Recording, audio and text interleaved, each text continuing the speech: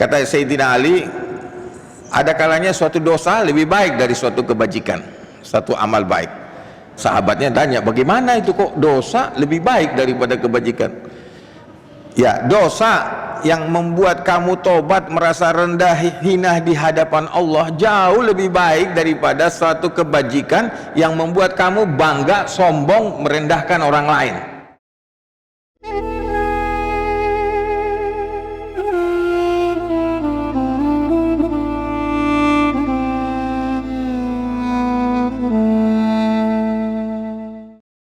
Assalamualaikum warahmatullahi wabarakatuh. Alhamdulillah rabbil alamin, wassalatu wassalamu ala asrafil anbiya'i wal mursalin wa ala alihi wa sahbihi wa man wala. Pertama-tama kita panjatkan puji syukur kehadirat Allah atas segala limpahan nikmatnya kepada kita, terutama nikmat Islam, nikmat iman. Dan kepada Allah kita memohon ampun, meminta perlindungan, pertolongan dari segala keburukan diri dan amal-amal kita. May yahdihillahu fala mudhillalah wa may yudlil fala hadiyalah. Barang siapa yang diberi petunjuk oleh Allah, maka tidak akan ada yang bisa menyesatkannya. Dan barang siapa yang dibiarkannya sesat, maka tidak akan ada yang bisa memberinya petunjuk. Salawat dan salam kita haturkan kepada junjungan kita Nabi besar Muhammad, dan juga atas keluarganya, sahabatnya, dan sekalian para pengikutnya yang mengikutinya dengan ihsan hingga akhir zaman. Para hadirin yang dimuliakan Allah, kita sudah berada pada hari ke-25 ya. Ini malam 26. Sebagian saudara kita sudah memasuki ini malam ke-27. Alhamdulillah, ada yang menyebutkan malam Lailatul Qadar itu dari malam-malam terakhir ganjil atau 10 malam terakhir, karena kita tidak tahu, karena mulainya berbeda ya. Ada yang menganggap satu genap, yang satu ganjil. Jadi memang sebaiknya 10 hari terakhir itu tidak kita beda-bedain aja, mau genap mau ganjil, tetap kita gunakan waktu kita sebaik-baiknya selama 10 hari terakhir ini untuk mendekatkan diri kepada Allah Subhanahu wa ta'ala, sehingga kita bisa meraih apa yang disebutkan dalam Al-Quran, yaitu inna anzalnahu fi lailatul qadr wa ma adraka ma lailatul qadr lailatul qadri khairun min alfi syahr tanazzalul malaikatu warruh fiha biizni rabbihim min kulli amr salamun hiya hatta matla'il fajr. Di dalam ayat ini dijelaskan bahwa pada malam itu malaikat turun beriring-iringan. Malaikat dipimpin oleh malaikat Jibril dan malaikat lainnya. Tatanazzalu alaihimul tatanazzalul malaikatu warruh, maka turunlah beriringan malaikat dan ruh. Ada yang mengatakan ruh ini adalah malaikat Jibril, ar-ruh salah satu gelar beliau. Dan tanazzalul malaikatu wa fiha, pada malam itu biizni rabbihim, dengan izin Tuhannya, dan membawa apa? Kedamaian. Salamun hiya hatta matlah al-fajr, membawa urusan keselamatan, kedamaian sampai akhir fajar. Di dalam Al-Quran Allah menyebutkan innalladzina qalu rabbunallah, sesungguhnya orang-orang yang mengatakan Tuhan kami Allah, sumastaqamu, kemudian dia istiqamah, konsisten, tatanazzalu alaihimul malaika, maka akan turun beriringan kepadanya malaikat. Sehingga ayat ini bisa dikaitkan dengan orang-orang yang mendapatkan Lailatul Qadar. Siapa orang yang mendapatkan Lailatul Qadar? Adalah orang yang istiqamah di dalam ketaatannya kepada Allah, dalam ungkapannya Rabbunallah, Rabbunallah, Tuhan kami, pencipta kami, pemelihara kami, pelindung kami Allah. Summastaqamu, kemudian dia istiqamah, tatanazzalu alaihimul malaika, maka akan turun beriring-iringan malaikat kepadanya. Apa yang dibawa oleh malaikat? Apa urusan tadi? kan tanazzalul malaikatu waruh fihi biizni rabbihim min kulli amr. Amrnya adalah tatanazzalu alaihimul malaika alla takhafu wa la tahzanu. Yang pertama diberikan kepada hambanya yang terpilih itu adalah hilangnya rasa takut dan rasa sedih. Dua hal yang menyebabkan manusia itu tidak bahagia karena takut dan sedih. Takut itu berkenaan dengan masa akan datang, khawatir, takut miskin, takut kehilangan harta, takut kehilangan jabatan, takut berbagai macam takut yang memang selalu dihembuskan oleh syaitan, karena salah satu kerja syaitan adalah membuat kita manusia itu takut. Ya, takut dengan berbagai hal dalam kehidupan dunia yang akan menimpa dia. Kemudian selain takut tadi, wala tahzanu, dan janganlah kamu bersedih. Bersedih ini dengan apa yang sudah lalu. Jangan berlebihan menyimpan kenangan yang tidak menyenangkan di masa lalu sehingga terus-menerus menimbulkan rasa sedih, dan itu melemahkan manusia. Nah, ini tingkatan pertama walinya Allah itu, kekasihnya Allah, yaitu karena sebagian ulama menyatakan malam Lailatul Qadar itu adalah malam pelantikan para walinya Allah. Nah, tingkat pertama dari wali Allah itu adalah fa inna auliya Allah la khaufun alaihim wa la hum yahzanun, bahwa sesungguhnya para wali-wali Allah itu, ala inna auliya Allah, sesungguhnya ketahuilah bahwa para wali-wali Allah itu la khaufun alaihim wa la hum yahzanun, tidak ada takut atas mereka, tidak pula ada rasa sedih. Ya, jadi tidak terpenjara oleh masa lalu ataupun masa depan. Para filosof, para psikolog menyebut esensi manusia itu bagaimana hidup hadir saat ini. Banyak orang yang tidak hadir hari ini, pada saat ini, karena dia terjebak oleh ketakutan masa lalu, masa depan, dan terjebak oleh kesedihan masa lalu, sehingga dia tidak hadir dalam kehidupan saat ini untuk mengambil nikmat Allah yang ada. Karena ketika kita takut, kita tidak bisa merasakan nikmat Allah. Ketika kita sedih, kita kehilangan kemampuan untuk merasakan nikmat karunia Allah yang luar biasa. Wa in ta'uddu ni'matallah la tuhsuha. Kalau kamu hitung-hitung nikmat Allah itu, kamu tidak akan mampu menghitungnya, menghinggakannya. Nah, setan merusak nikmat Allah ini dengan menimbulkan rasa takut dalam diri kita. Takut mati, ya, salah satu hal yang paling banyak menimpa manusia, bahkan menjadi sebab daripada kelemahan, keterbelakangan, kemunduran, kekalahan umat Islam, walaupun jumlahnya banyak. Kita ini di dalam hadis dikatakan, kan nanti suatu saat kalian ini akan menjadi santapan daripada bangsa-bangsa lain. Kemudian Rasulullah ditanya, kenapa ya Rasulullah, apa yang menyebabkan kami kok bisa seperti itu, umat Islam bisa seperti itu? Kalian ditimpa penyakit. Apa nama penyakitnya itu? Penyakit apa yang akan menimpa manusia itu pada akhir zaman ini? Yang penjelasan Nabi itu yaitu hubbud dunya wa karahiyatul maut. Nah, cinta sama dunia, takut mati.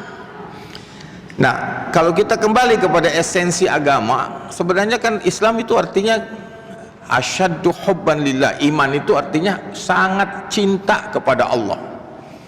Kalau orang sudah sangat cintanya kepada Allah, maka dia tidak mungkin takut mati, bahkan dia cinta untuk mati, karena mati itu adalah jalan, pintu gerbang menuju perjumpaan dengan Allah. Kalau orang mengatakan saya cinta kepadamu tapi saya tidak mau berjumpa denganmu, benar nggak itu? Kontradiksi. Karena cinta itu pasti disertai dengan kerinduan, dengan keinginan untuk berjumpa. Makanya yang disapa dalam Al-Quran itu faman kana yarju liqa'a rabbi faman syaa liqa'a rabbi, siapa yang ingin ketemu Tuhannya. Bahkan orang-orang yang bisa mengambil hikmah, mengambil suri tauladan dari Nabi, itu hanya orang-orang yang ingin ketemu Allah. Laqad kana lakum fi rasulillahi uswatun hasanah liman kana yarjullah, bahwa pada diri Rasulullah itu ada uswah. Tapi buat siapa uswah itu? Tidak semua orang yang bisa mengambil uswahnya Nabi, kecuali orang itu betul-betul yarjullah, ingin ketemu dengan Allah. Hanya orang yang punya rindu cinta kepada Allah bisa melihat pada diri Rasulullah itu keteladanan. Laqad kana lakum fi Rasulillah uswatun hasanah liman kana yarjullah. Ya, ini prinsip ini. Karena kalau kita bicara, wah Rasulullah teladan kita, tapi Anda tidak akan pernah bisa menjadikan Rasulullah teladan kalau Anda hubud dunia. Kalau Anda cinta sama dunia, nggak mungkin Anda bisa menjadikan Rasulullah sebagai teladan. Anda akan melihat Rasulullah itu menjadi contoh yang berat buat Anda. Karena apa? Karena kecintaan kepada dunia ini akan melemahkan batin kita. Nah, jadi tadi disebutkan bahwa umat ini di masa akan datang akan menjadi umat yang lemah, dikerubutin, dijadikan santapan oleh kaum lainnya. Padahal negeri kita negeri yang kaya, tapi kekayaan kita dikuasai, ekonomi kita dikuasai, politik kita dikuasai oleh siapa? Oleh orang-orang yang tidak sesuai dengan aturan Allah kehidupannya, tidak menjalankan tuntunan Allah dalam kehidupannya. Nah, tadi jadi kita tidak sedih, tidak takut. Nah, ini masalah. Allah juga menyebut dalam Quran surat Al-Hadid, ma asaba min musibatin fil ard wala fi anfusikum illa fi kitabim min qabli an nabra'aha inna dzalika 'alallahi yasir likaila ta'sau ala ma fatakum wala tafrahu bima atakum. Sesungguhnya ma asaba min musibah, tidak akan menimpa suatu peristiwa di muka bumi ini, suatu kejadian tidak akan terjadi di muka bumi ini ataupun pada diri kalian, kecuali itu semua sudah tercantum dalam kitab, fi kitabin min qabli an nabra'aha, sebelum terwujud. Jadi sebelum terjadi itu sudah ada dalam kitab. Jadi di sisi Allah ini masa lalu, masa depan itu hanya kayak buka buku aja nih, buka kitab. Ini masa lalu, ini masa depan. Di sisi Allah. Illa fi kitabin min qabli an nabraha, bahwa tidak ada satu kejadian peristiwa yang terjadi di muka bumi ini ataupun pada diri kalian kecuali semuanya itu sudah tercantum, tercatat dalam suatu kitab. Illa fi kitabin min qabli an nabraha, sebelum kejadiannya. Jadi sebelum dia terjadi dia sudah terjadi. Jadi di sisi Allah tidak ada masa lalu, tidak ada masa depan. Kita yang terikat masa lalu, terikat masa depan. Nah, dalam keterikatan kita dalam masa lalu dan masa depan, timbullah rasa takut dan cemas dan sedih. Inilah yang menghantui manusia, menghalangi manusia dari tumbuh menjadi sempurna.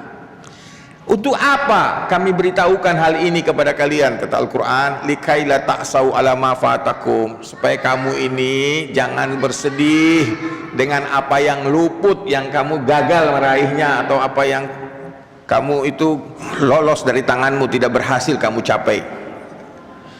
Wala tafrahu bima atakum, dan juga jangan bergembira melebihi batas atas apa yang kami berikan kepadamu. Nah, bagi orang yang beriman, apa saja yang terjadi di dunia ini itu ujian. Ketika dia dapat nikmat, ujian. Ketika dapat cobaan, ujian. Tapi kalau buat orang yang lemah, orang yang masih awam, dia melihat kalau nikmat itu karunia, kalau bencana dia sebut itu musibah yang negatif. Tapi di sisi Allah tidak. Itu semua kayak pelajaran saja, SKS, mata pelajaran miskin, mata pelajaran kaya. Ada orang yang sukses ketika miskin, ada juga orang yang gagal ketika miskin. Ada orang yang sukses ketika kaya, dia berhasil taat kepada Allah ketika kaya. Ada juga orang yang jatuh dalam dosa ketika kaya. Sehingga makanya kalau kita dikasih miskin oleh Allah, artinya Allah sedang menolong kita. Mungkin kalau kaya kita jadi banyak dosa. Jadi kalau kita lihat ada orang diberi kekayaan, mungkin itu orang sudah kebal dengan kekayaan, sehingga ya kekayaan itu diberikan kepadanya. Nanti kalau dia sudah kebal dengan kemiskinan, dikasih juga kemiskinan. Tapi yang jelas semua kita ini akan mengalami berbagai macam dalam hidup ini, ujian, lapang dan sempit, di atas dan di bawah, itu pasti. Karena itu Allah sudah berjanji, kalian pasti akan diuji. Tidak ada yang luput dari ujian, baik itu ujian yang baik, yang menyenangkan, yang sesuai dengan harapan, maupun ujian yang menyusahkan kita, yang tidak sesuai dengan harapan kita. Wala nabluwakum bisyarri wal khair fitnah. Pasti kami uji kamu dengan ujian-ujian yang buruk, yang menurut kamu itu tidak suka karena tidak kamu harapkan, dan juga ujian yang baik. Nah, tapi yang pasti kita ini pasti mati, pasti. Tidak ada yang tidak mati. Mau secinta apapun kita dengan anak kita, dengan istri kita, suami kita, pasti kita pisah dengan mereka. Mau mencintai harta sehebat apapun, pasti itu harta akan dilepaskan dari kita. Nanti akan diwarisi oleh orang lain yang mungkin saja bekas saingan kita, ya kan? Bisa saja kita kaya raya, meninggal, istri kita diambil oleh saingan kita yang dulu berlomba dengan kita merebut dia, terus harta dia warisan jatuh ke tangan saingan kita.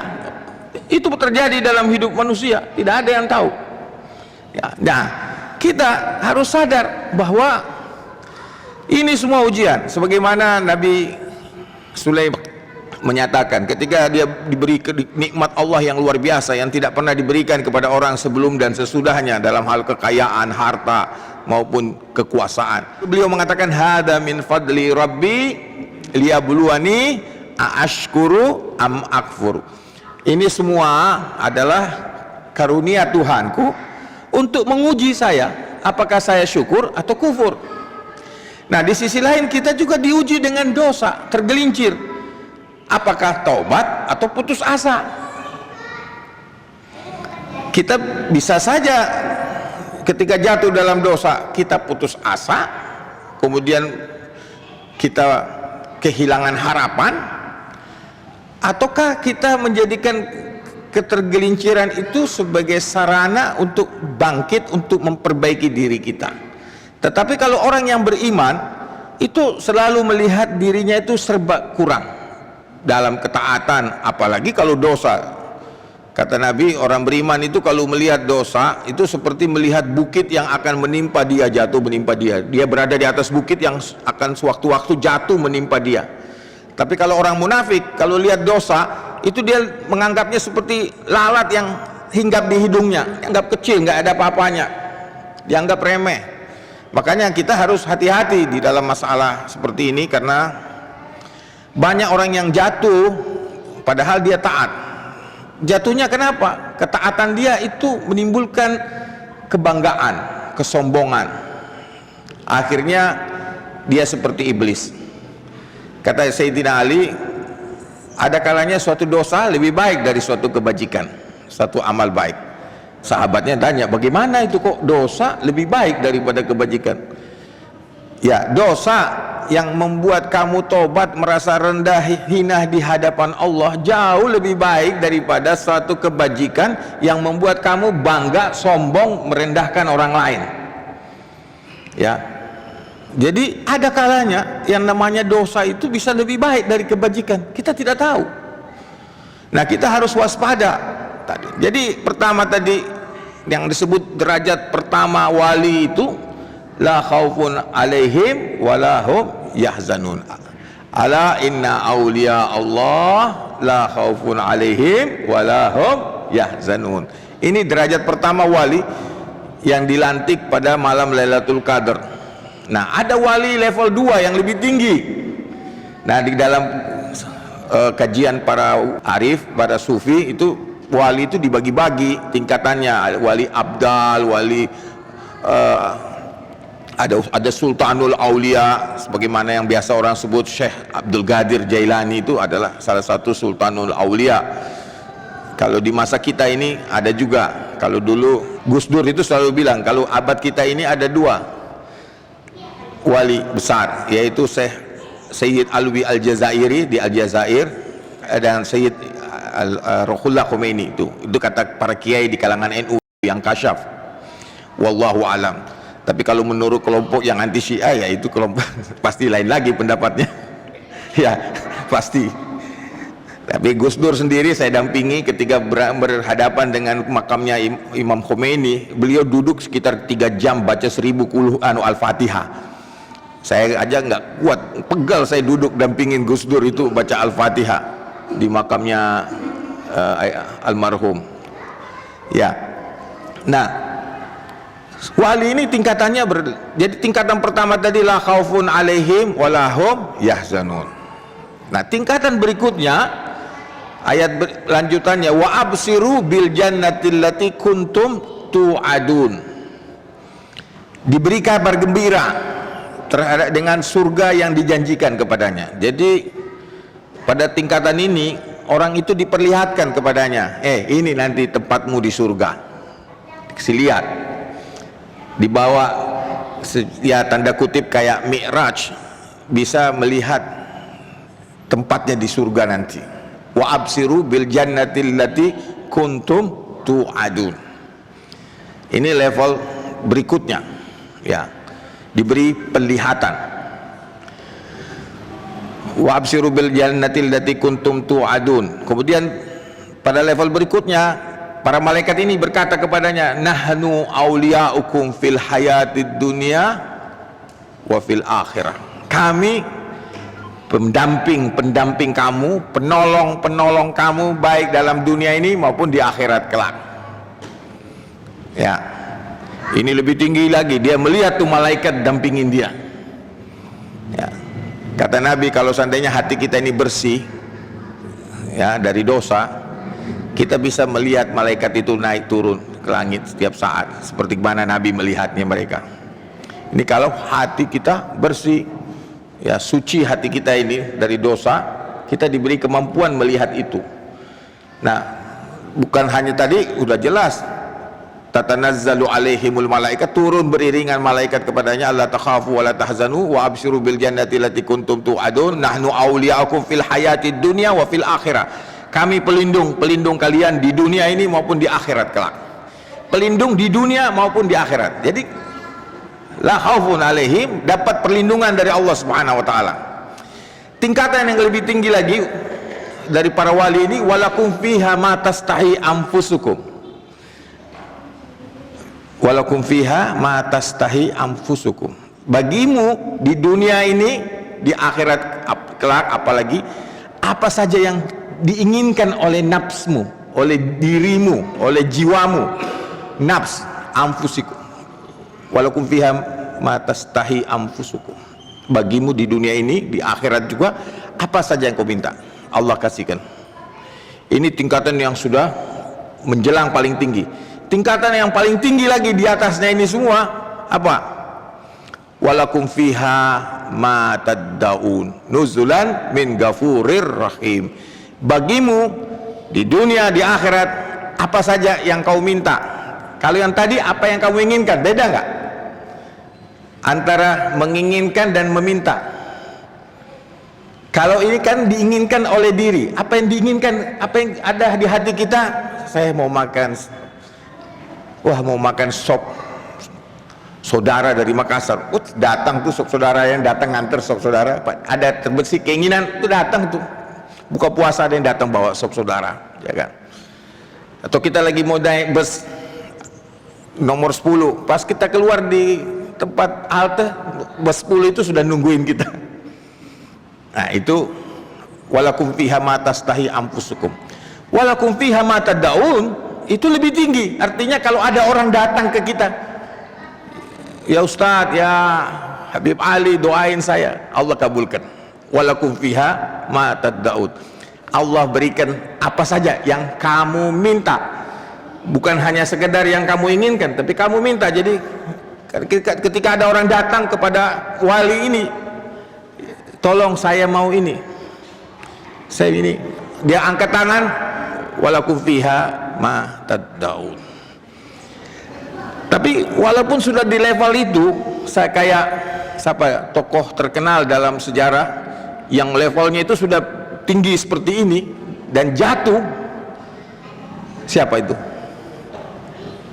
Dalam Al-Quran, Bal'am itu doanya bisa menyebabkan Nabi Musa 40 tahun muter-muter di padang pasir. Karena dulu itu ketika Israel mau masuk ke Palestina, penguasa Palestina dan rakyat Palestina takut kalau nanti Musa dan Bani Israel ini masuk. Mereka bingung, kita nggak mungkin bisa melawan ini Nabi.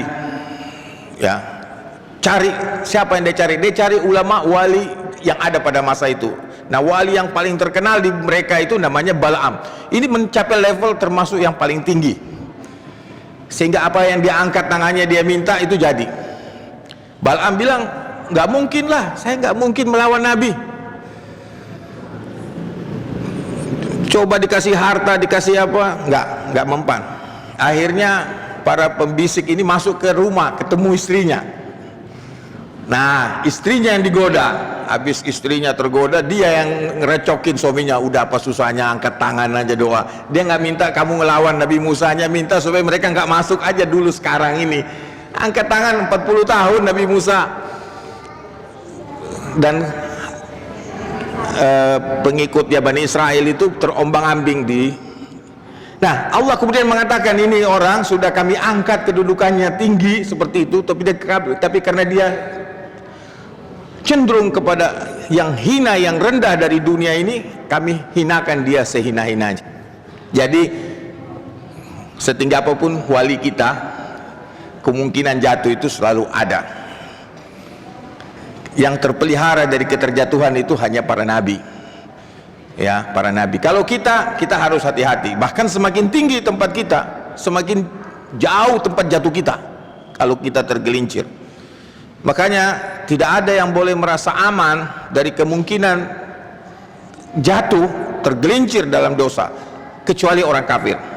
Makanya dalam agama kita selalu diingatkan untuk waspada, hati-hati, bahwa kita semua ini bisa saja sewaktu-waktu jatuh dosa. Makanya diajarkan dalam Al-Quran, kita baca doa, Rabbana la tuzigh qulubana ba'da iz hadaitana wa hab lana min ladunka rahmah innaka antal wahhab. Ya Allah, jangan engkau rubah hatiku ini setelah engkau memberinya petunjuk. Rabbana la tuzigh qulubana ba'da iz hadaitana wa hab lana min ladunka rahmah innaka antal wahhab. Kita harus selalu waspada, dan inilah esensi takwa. Inna akramakum indallahi atqakum, bahwa kamu selalu merasa waspada, merasa hati-hati, sebagaimana nasihat daripada Luqman Al-Hakim kepada anaknya, wahai anakku, seandainya kau datang menghadap Allah dengan amal sebanyak langit dan bumi, sebanyak semua manusia di muka bumi ini, maka janganlah hendaknya itu membuat kamu merasa aman dari rencana Allah. Jangan sampai kamu tidak punya takut kepada Allah, dan takutlah kepada Allah, hati-hatilah, khawatirlah kepada Allah, walaupun kamu datang menghadap Allah dengan amal sebanyak amal manusia dan jin, sebanyak amal seluruh manusia. Ya, dan begitu juga sebaliknya, jangan kamu putus asa kepada Allah, jangan kamu merasa ablasa, putus asa, walaupun kamu datang dengan dosa sebanyak langit dan bumi. Kita harus menjaga keseimbangan itu. Para ulama mengatakan khauf, raja itu adalah dua sayap yang harus dikepakkan bersama kalau kita ingin terbang menghadap Allah. Tidak ada sayap yang hanya satu saja bisa terbang hadap. Ya, burung kalau sayapnya satu patah, sehebat apapun sayap yang satunya tidak akan bisa membawa dia, bahkan dia akan muter-muter jatuh ke bawah. Nah, jadi khauf raja ini adalah ciri bahwa orang yang beriman itu selalu yad'una rabbahum khaufan wa tama'an, selalu memohon kepada Allah, berdoa kepada Allah dalam keadaan takut walaupun sehebat apapun amalnya, wa tama'an, dan penuh harapan walaupun sebesar apapun dosa. Jangan sampai membuat kita kehilangan harapan kepada Allah. Qul li ibadiyalladzina asyrafu ala anfusihim la taqnatu birrahmatillah innallaha yaghfiruz dzunuba jami'an. Ini ayat turun, iblis menangis menggerung-gerung. Allah menurunkan ayat ini, katakan Muhammad kepada hamba-hambaku yang melampaui batas dalam dosa, jangan putus asa dari rahmatku, sesungguhnya Allah mengampuni semua dosa. Ini yang kita harus pegang. Di sisi lain, ya, dan istighfar adalah sesuatu yang esensial. Makanya Nabi ketika diberi nikmat oleh Allah, pada akhir hayatnya turun ayat yang ujungnya itu perintah istighfar. Idza jaa nasrullahi wal fath, ketika datang pertolongan Allah dan kemenangan, sukses dakwah, sukses dari segi politik, kemenangan. Idza jaa nasrullahi wal fath wa ra'aitan nasa yadkhuluna fi dinillahi afwajan, kau melihat manusia berbondong-bondong masuk ke dalam agama Allah. Apa yang perintah Allah? Fasabbih bihamdi rabbika wastaghfir innahu kana tawwaba. Kalau menurut bacaan saya dari tafsir, Ustaz Gures antara lain menjelaskan, kalau mau lihat tema ini ada 3 perintah: tasbih, hamdalah, istighfar. Yang mana yang paling penting dari 3 ini? Fasabbih bihamdi rabbika wastaghfir. Tasbih, hamdalah, istighfar. Yang mana yang lebih penting? Lihat ujungnya, nama Allah yang mana yang disebut? Innahu kana tawwaba. Sesungguhnya Allah itu maha penerima taubat. Artinya apa? Tema ini paling utama daripada semua ini adalah istighfar. Fasabbih bihamdi rabbika wastaghfir. Iblis itu bertasbih, tahmid, tapi yang dia tidak lakukan istighfar.